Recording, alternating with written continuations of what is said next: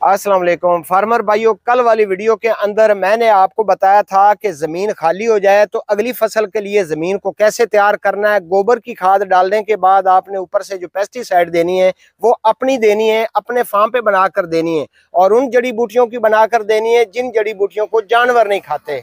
तो कुछ फार्मर भाइयों ने कमेंट किए और मुझे मैसेजेस किए कि हमें समझ नहीं आ रही कि वो जड़ी बूटियां कौन सी हैं। तो मैंने सोचा कि आपके लिए एक वीडियो बनाऊं बाकायदा उन जड़ी बूटियों के साथ खड़े होकर, ताकि आपको निशानदेही हो जाए, क्योंकि जड़ी बूटियों के जो नाम हैं वो मुख्तलिफ इलाकों के हवाले से होते हैं।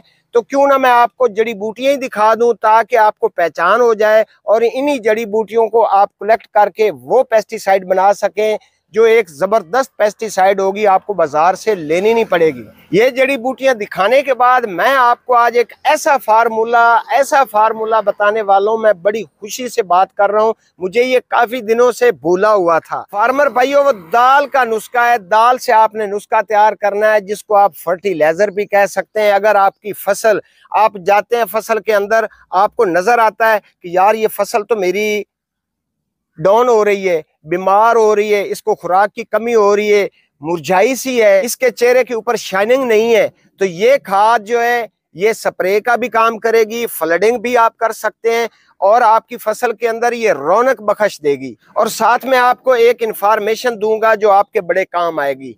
ये आज की वीडियो के अंदर मैंने आपको 3 चीजें बतानी है। फर्स्ट ये है कि जो कल वाली वीडियो है जड़ी बूटियों के हवाले से, वो बता दूं कि आपने जो जड़ी बूटियां इस्तेमाल करनी है उनको जानवर और इंसान ना खाएं। वो उगी रहती हैं, उनके करीब भी कोई नहीं जाता है। उनके नाम आपको गिनकर बता देता हूं। पहले नंबर पे किसान भाइयों, नीम के पत्ते हैं। नीम के पत्ते जो हैं वो जानवर नहीं खाते हैं, आपने वो इस्तेमाल करने हैं। दूसरे नंबर पे आ गया तंबाकू। तंबाकू के पत्ते मिल जाएं या ताजा तंबाकू मिल जाए या पुराना तंबाकू मिल जाए, आपने तंबाकू लेना है। उसके बाद आ गई दूध बूटी। आप देख रहे हैं इसके अंदर से दूध निकलता है, तो आपने ये इस्तेमाल करनी है। कभी भी कोई जानवर खाते हुए आपने नहीं देखा होगा। उसके बाद आ गया पूदना बूटी। पूदना बूटी जो है पूदने की शक्ल की होती है और ये भी आम खालों के ऊपर खड़ी होती है, इसको भी जानवर नहीं खाते हैं। उसके बाद आता है भंग का नंबर, जिसको बूटी भी कहते हैं, भंग भी कहते हैं।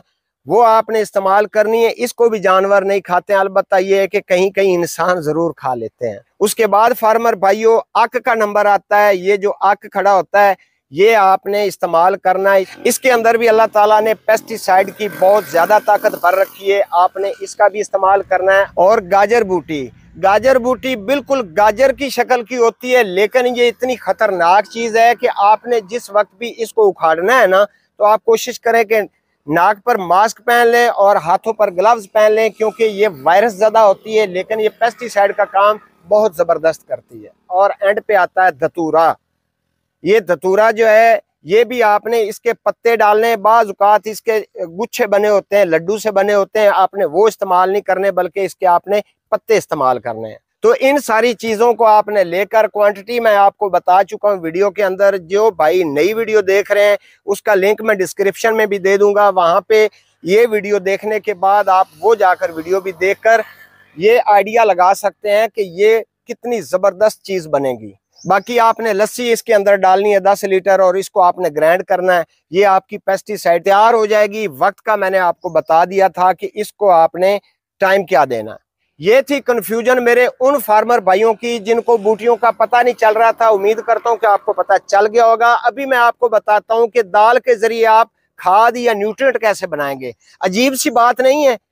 दाल आपने किसी भी किस्म की जब घर में पकानी होती है तो आप उसको धोते हैं, हमारे घर वाले उसको साफ करते हैं। जो पानी दाल के अंदर इस्तेमाल होता है ना धोने के लिए, साफ करने के लिए, आपने वो पानी जाया नहीं होने देना है। वो पानी आपने रखना है। बाकी दाल आप पकाएं, खाएं, अल्लाह ताला आपको तौफीक दे, लेकिन वो पानी जाया नहीं होने देना है। वही पानी आपके काम का है। आपने उसको इकट्ठे करते रहना है किसी मिट्टी के अंदर या किसी बर्तन के अंदर।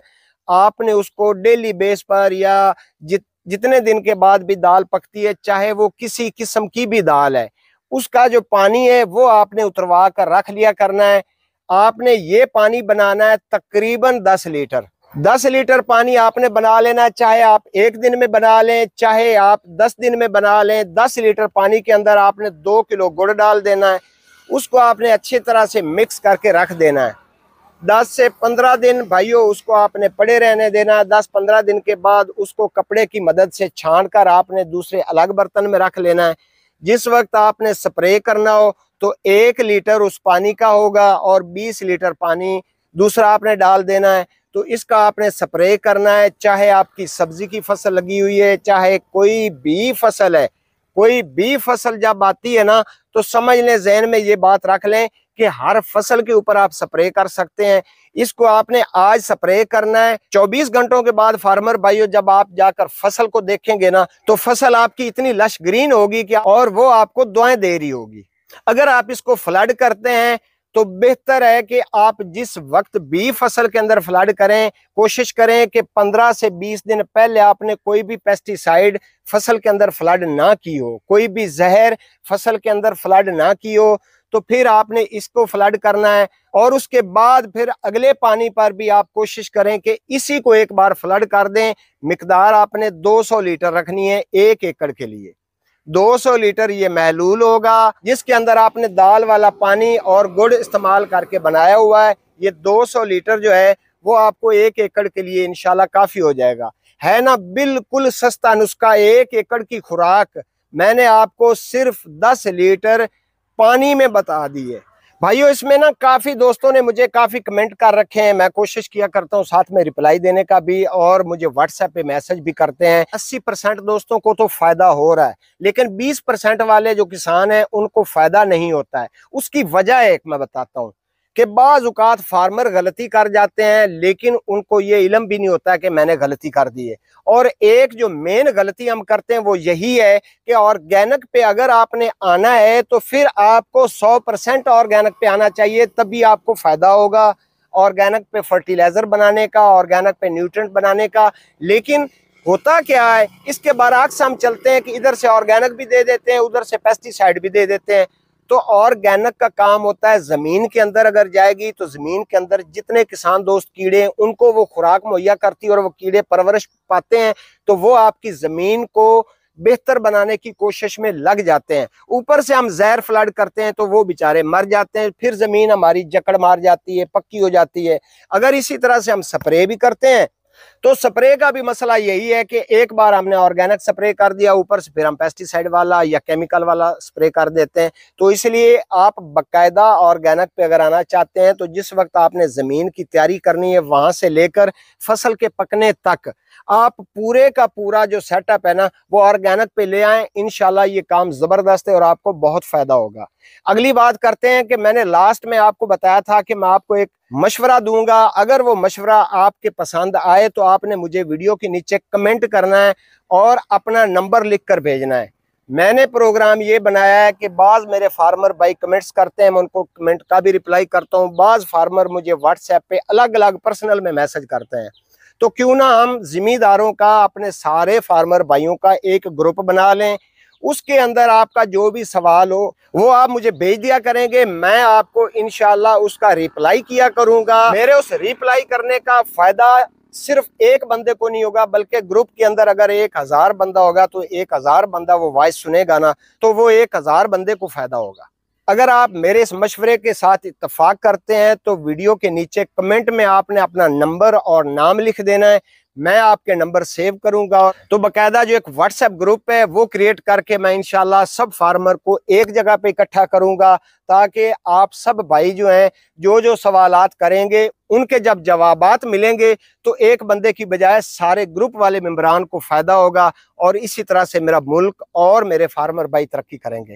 उम्मीद करता हूँ आज का व्लॉग पसंद आया होगा। अगली वीडियो तक अपनी सेहत का ख्याल रखें और अपने इस चैनल का भी। अल्लाह हाफिज।